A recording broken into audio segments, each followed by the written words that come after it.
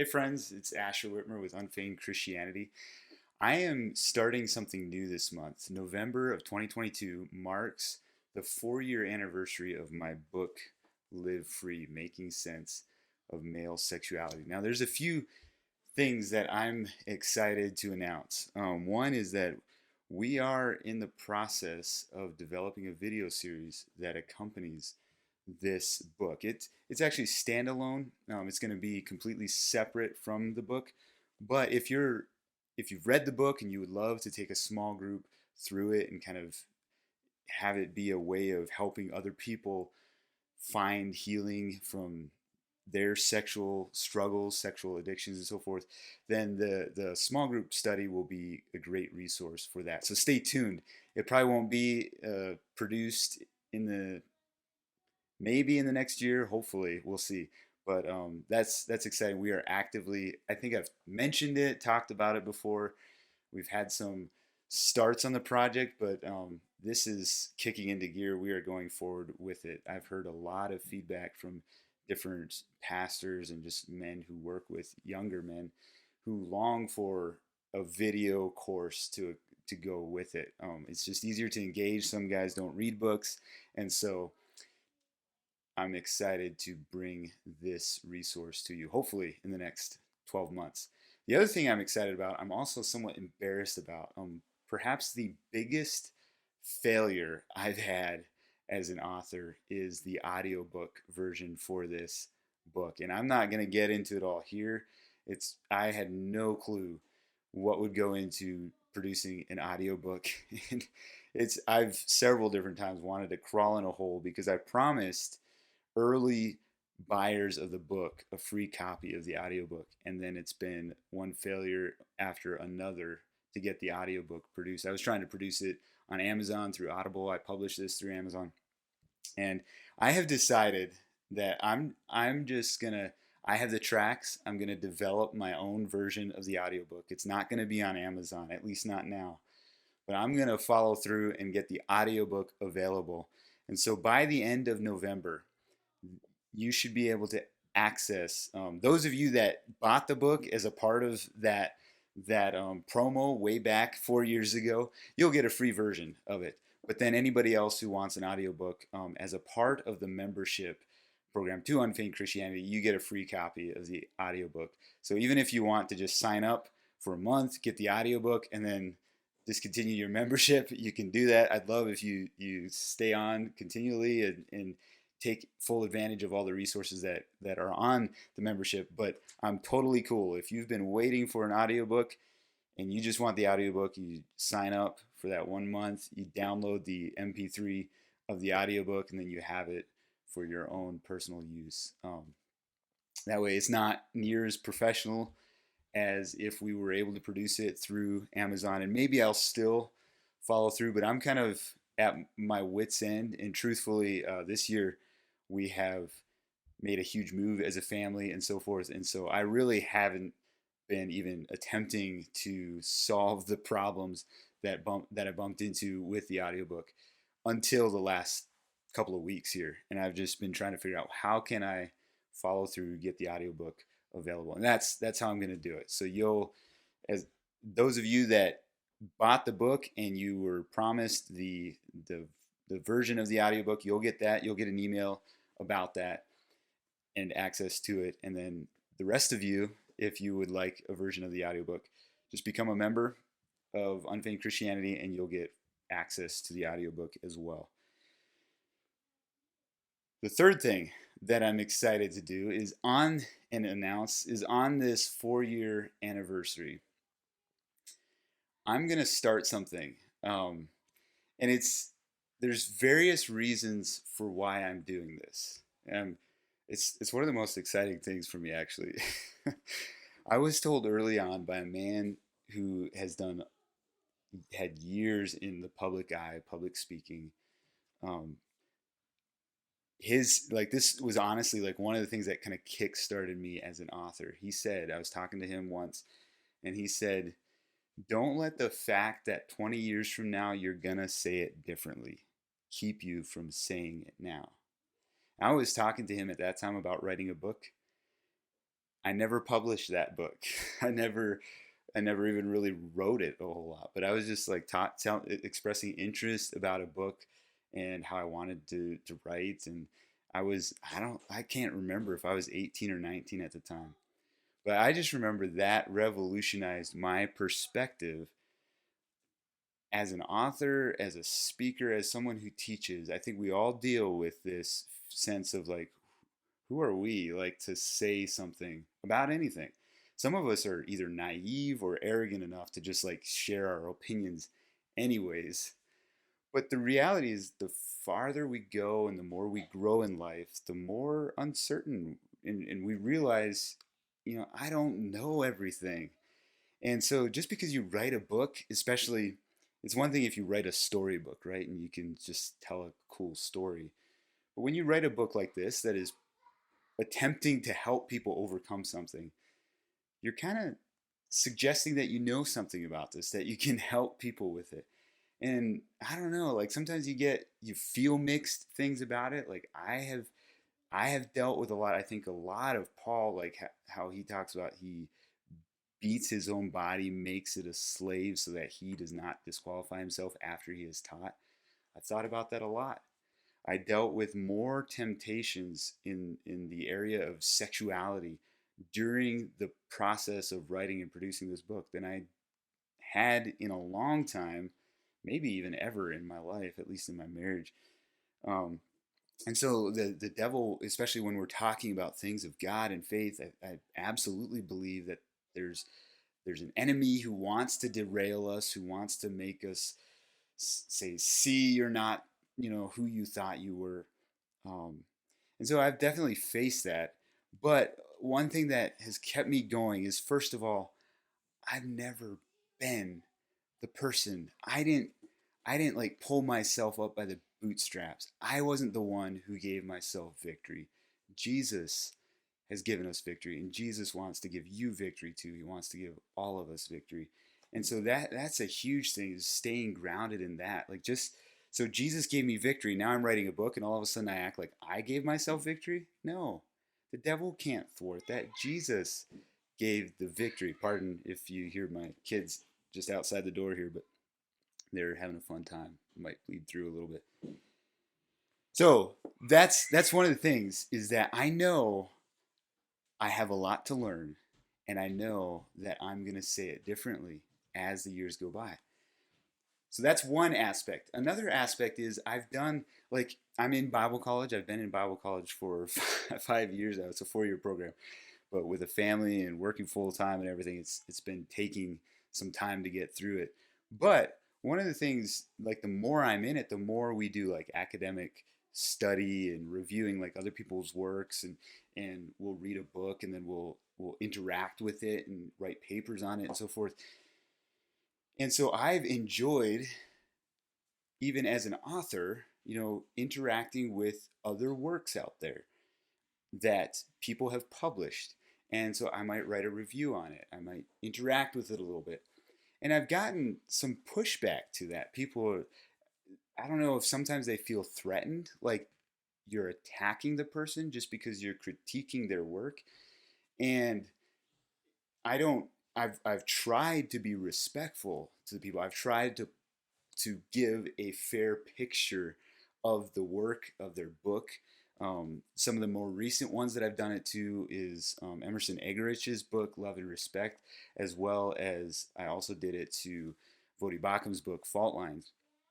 And there's some other books that I've done. I'd have to go back through my blog to see who all I've reviewed and written on. As a part of the membership, I know I've reviewed different resources, maybe not even a book, but it might be some sort of resource. And my intent in something like that is not attacking, it's reviewing. I think so. So we all know, like when we're talking about authors and books and everything, like we all say this is not the Bible, this is not Scripture, right? Well, then why do we feel threatened when we're critiquing, we're bantering, talking it about? And so like if the book really helped you, that's great, that's fine. That doesn't mean it's a perfect book, right? And So I thought it was like, I should write a review of my own book, critique my own book, just to give an example of like, hey, y'all should be doing this, even to me. Now it's rough. Like there are some principles we want to follow when we're critiquing other people's works. One, we want to be respectful. The other thing is we want to do good literature study. And some people don't. Some people like yank words or sentences or quotes way out of context and claim that the author is saying something that they're actually not. Like a fair study of the book would indicate that they're not saying that. In some cases, they're saying the exact opposite. Some people, we don't realize as readers how many assumptions we bring to a work, whether it's a blog article, whether it's a book, whether it's whatever it is. But readers, we have a worldview, we have a framework that we're bringing, and the author is also working from a context and from a worldview. And so there's a lot of kind of analyzing or deconstructing, you could say, of like what assumptions am I bringing to this work that it may not be exactly fair to assume that the author's saying this. But then the other thing is like working with what's there, like what they said. Let's work with it and let's allow it to say things or not say things, depending on you know what we're critiquing or analyzing. So we want to be respectful. We want to paint a fair picture of what the message actually is saying. That's something I've learned a lot in academic studies, is learn how to articulate. Let's say I'm writing a persuasive essay or I'm trying to refute something. I need to, for that to be meaningful and good and get a good grade on that, I need to be able to articulate well the argument of my opponent. And so sometimes we just try to make the opponent look ridiculous. And there's a lot of people, we see it done in politics, we see it done in primetime news and so forth, talk show hosts and stuff. It's like make the other person look ridiculous. That brings a lot of fanfare. There's fireworks and people kind of like to see a boxing match back and forth. Well, that's not how to do a good review, a good critique. Like we want to give a fair representation of the other side, and then we'll present why we disagree with that or why we think it's not a proper view or whatever. Now, I do think in some of my own writing, one of the areas where I have lacked is I jump too quickly to my review without giving that full, fair representation of what the author is saying. I think of Emerson Eggerichs. I think his book, my review of that is similar. Like I kind of dived in, assuming that a lot of my readers knew what Emerson was talking about, and so then I dived into my analysis of it. Whereas I think it would have been better to present kind of this is the crux of what he is saying, and this is why he's saying that, and then interact with it more. Um, but I just thought, just to kind of show that, first of all, when I write a review of somebody, I'm not sitting here thinking I know better than you, so I'm going to critique this. No, I'm sitting there saying this is how we should interact with as a larger conversation. So when you're trying to overcome lust, when you're trying to solve your struggle with lust, like take this book and interact with it with yourself, with other people in your community, but also with other books on the subject. Like this is not, I'm not going to promote this as like the end all be all of making sense of male sexuality or overcoming lust. In fact, there are a couple books written since publishing my book that if they had been published before I published, I don't know if I would have written the book, because there's so much in many ways I feel like there's so much better. But I still am confident you will receive a lot of help from this book. I would not have published it otherwise. But there are things in this book that 4 years later I would say differently. And so I thought, well, I'm going to do a review, because 20 years from now, even after doing a review of this book, I would say it differently. I would put it differently. At this juncture, I don't know that it's enough that I would make a revision or do a new version of the book. So here's the plan. Here's what I'm going to do. I'm going to take 20 days starting on November 4. I'm going to take 20 days, and this will take us up to Black Friday, I believe, because I'm going to release a really good deal for Black Friday. Kind of, well, it takes us up to like the 23rd, 24th of Thursday of before Black Friday, and then I'll run a deal for about 5 days on Amazon where you can get this book or the Kindle version ridiculously cheap, as well as that's when I'll open up for the audiobook and you could access the audiobook for a really good deal. So it is a bit of a promo. I'm reviewing it. I would say some things differently, so you're gonna get firsthand like what I would say differently. But I do not anticipate that I would say, "Oh, I should not be selling this book anymore." There's just things I would maybe add to it, or future works that I plan to expound on. And I knew when I published this, I knew that it would be that way. Like I knew there would be more. There's more that could be said.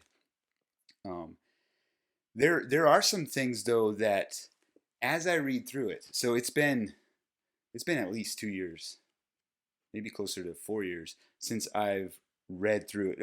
I read through it once after I published it. So I published it 4 years ago. So it's probably been about 3 years since I read through it completely. I'm very familiar with the content, but I'm gonna be listening to it to make sure I'm listening to the audio files that I developed 4 years ago just to make sure they're good for you and to get them ready as an audiobook. And as I listen to it, I'm going to review it and I'm going to write daily articles. I'll publish them on my blog. If you're a subscriber to the blog, I'm going to create a separate list. If you don't want an email every day, I'll let you sign up if you do want it. The rest of you, if you don't want an email every day, you'll just rest easy. You'll be fine. I'll just send out my weekly emails, kind of summarizing, giving you access to them if you want to go back and watch the reviews. I'll probably do it via video, kind of talk about it, review it, maybe publish the transcript as well. But if you do want to get the daily video drop of my review, what I'm saying, what I'm thinking of the chapter as I read through it. Some of the chapters are really short. I might bunch a couple, I don't know. They'll just be really short videos, I guess. Then go ahead and sign up to click the link below, and that'll allow you to sign up to be a part of this journey. It's totally free. Yes, I'm going to do a promo at the end, a Black Friday deal for Live Free, as well as the audiobook will be available by that time. But if you don't want to, if you get through this review and you're like, I don't really want the book, that's fine. That's completely fine. But I'm going to do a review just to show, because there are some things I would say differently. There are some things that I have learned based on research that has been done since I worked on this book. And so I think there's, well, so I think I published when I released Live Free. I also created some PDFs that you could download for free if you go to thelivefreebook.com, and you get access to further resources and stuff. And I think in one of those PDFs I have some updated studies available. I also, in some of my blogging over the last 4 years, I have talked about it as well. I can't remember right offhand how I phrase it in the book, so it'll be interesting to see. One classic example is that traditionally we've talked about how men are aroused by sight and women are aroused by touch, or women are aroused by emotional connection. Kind of depends what crowd you're in. That's been like a long stereotype. Well, now there's been studies done that shows that actually there are at least 5 components that go into sexual arousal, and it's the same 5 for men and women. One is sight, and this is where I'm going to get myself in trouble because I haven't looked at the study recently because I don't know if I can remember all 5. But sight, familiarity, like how familiar you are with each other, whether or not you're able to follow through on the things you're feeling, like the setting that you're in. Um, touch is also an aspect of arousal. And then the 5th one is one I can't remember. But it's essentially, the less familiar you are, the more like attractive and pleasing it is to your sight. the more you're in a place, in an environment where you could follow through without feelings of guilt or like people looking on or whatever, um, and maybe there's touch involved going on, like all of those compound to making you feel really aroused. And so a classic example I like to use is when Teresa and I were dating, and this is getting a little raw here, but like when we would hold hands, if we were in public or around friends, like it was never sexual. We didn't, and part of that is because we were in an environment where, hey, like nobody's gonna feel comfortable if we would start kissing. Like it's just not. Some people think it's wrong. Like other people would just feel awkward. Like we weren't gonna start kissing off the hand. But then if we were on a date and we're strolling along the river, it's late at night or something, um, holding hands was really arousing for me.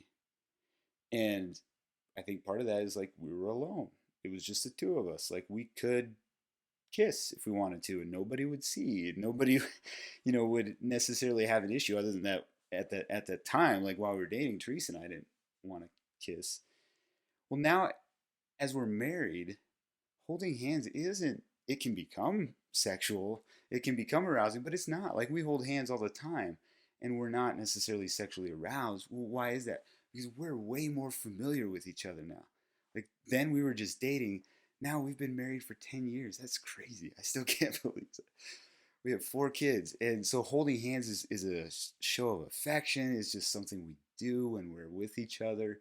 And it doesn't spark the sexual arousal necessarily. Like if we wanted to, we can go there. We can make it. But that's just an example of how like studies come out and it kind of nuances our perspective, our understanding of how sexuality works. Another thing that like the book doesn't get into at all, that if I wrote the book again, I would speak to, is people who struggle with same-sex attraction, people who face same-sex attraction, and the complexities that adds to living a life of freedom and sexual wholeness. Um, the reason I didn't touch on it was because it's not my story, and I don't want to pretend like it's my story. The reason I would say something or speak to it to a certain degree is that it's become a thing that a lot of us need to at the very least like be aware of. And I have had numerous guys reach out to me who are like, hey, I struggle with this. And as a result of writing this book, I've had people reach out and they're, wonder for advice. And so, I don't know exactly how I would do it. I'm not going to try to pretend like I know how to, if you're dealing with same-sex attraction, here's what you should do. Here are the 5 steps. That's not at all how I would present it. But more just interact with some of my friends' stories, some people I've gotten to know now who deal with this, and like some of the things that they've learned and are processing through it all. Anyways, I'll tease you a little bit. If you would like to join this journey, go ahead, click the link below, sign up, and you'll get a daily video. It's not going to be a long video. I'm not going to give a time limit to it because I always go longer than I expect. But I anticipate like super short, uh, at the most a 10-minute video. Um, but probably try to keep it to 2 to 5 minutes, especially at the beginning where the chapters are shorter and where it's not like I would say much different. But the first section, so there's a foreword by my dad, and then the introduction, you could say, is if you're wondering whether this book is for you. And so the design of it, the goal of it was, hey, if you're not sure if this is a book you need or whatever, just read these few pages. I think it's like 5, 1, 2, 3, 4, 5, 6, 7 pages. And it just kind of gives a little bit of a picture into my journey as well as just the journey at large and the things men struggle with. One of the things I just listened to it, so it's fresh on my mind. And one of the things that I'm really glad I did is in that first section, I framed the whole conversation as a Sudoku puzzle. So when we're trying to find freedom from sexual addictions, from just maybe lust and sexual struggles, like maybe we're not necessarily addicted, um, it's important that we view resources like this. Just bump the camera. We view resources like this as a number in a Sudoku puzzle.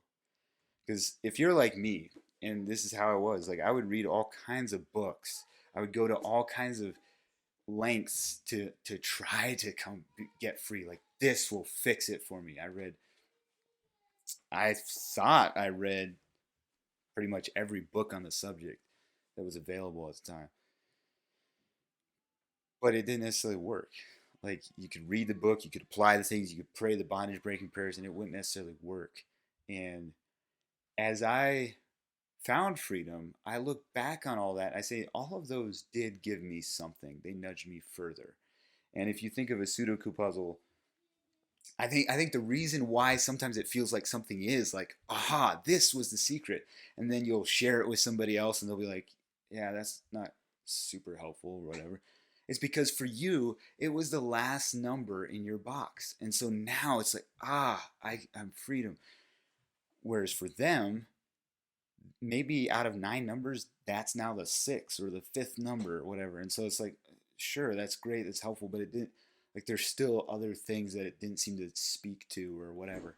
And so I think it's just super helpful. And the reason I say I'm really glad I did that is because that is probably the number one thing that I hear positively about the book is something along the lines, I really like the way you set it up as a puzzle, as a Sudoku puzzle. Like this isn't the there's no formula to it. This is one stepping stone, you could say, or whatever. Um, there's a few things that are repeated, like when somebody comes up to me and they're like, "Hey, I read your book and this is how it was really helpful." But one of the most repeated ones is definitely the idea of that Sudoku puzzle and that framing. And so it's so tempting when you're writing books, helping people to write like a self-help sort of formula as an author who's gone to writers conferences and has taken a lot of training on how to write. Like they really emphasize like giving a really simplified plan for people because that draws them in and whatever. It's like life is really nuanced, and I think some of the reasons like we get in trouble, if you look at someone like, yeah, some other authors, I'm not going to name any by name, but and years later you look back and see how dangerous their book was. I think it's because they leaned into that, provide a plan, provide a formula, like make it simple too much. And yes, I give you a plan, like I give you a path forward. I'm not going to say it's like the foolproof path forward. um, I think it'll unlock tremendous healing and freedom in your life. Absolutely, I stand by that. But I'm very confident in this message while also acknowledging it may not be what you need exactly. And you know, I can think of at least a dozen other men who have stories of freedom who could write their own books, and it would sound different than mine.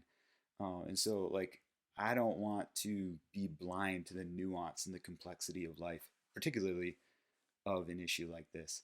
So I'm grateful that I framed the whole story. There's not really in that introduction part, there's not really anything that I would do different that I'm aware of. However, you should read it and see if you're like, hey, Asher, why did you say this? Or wait, what do you mean by this? And that's what I would love this journey to be is if you have a book, pull it back out, um, you know, and read along with me and engage me, ask me questions. If you sign up, subscribe to follow along, I'll put you in a Facebook group and we'll be able to have discussions along the way.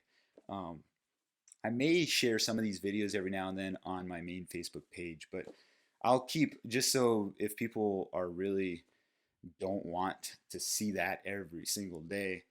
Um, I don't know. I'm thinking about that now as I'm talking. I'm like, well, maybe I'll just put it on my Facebook page.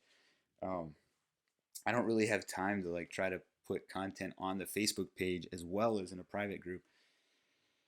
So I don't, we'll see how we do it. But if you would like to follow along and be reviewing my book for yourself, you have a perfect opportunity to ask me questions, the author questions firsthand, and say, hey, what do you mean by this? Or hey, I don't agree with this. Why did you say it this way? Or whatever. Um, Go ahead and pull out your book. If you don't have a book, buy a book. Although there is a really good deal coming over Black Friday because that's what we do. We do deals, we do discounts over Black Friday. So if you are close to where I live, I have about 100 copies here in my office, and I could just give you one for cheaper than what you could order it on Amazon. If you're not close, guess you got to buy on Amazon. So, anyways, till next time, God bless.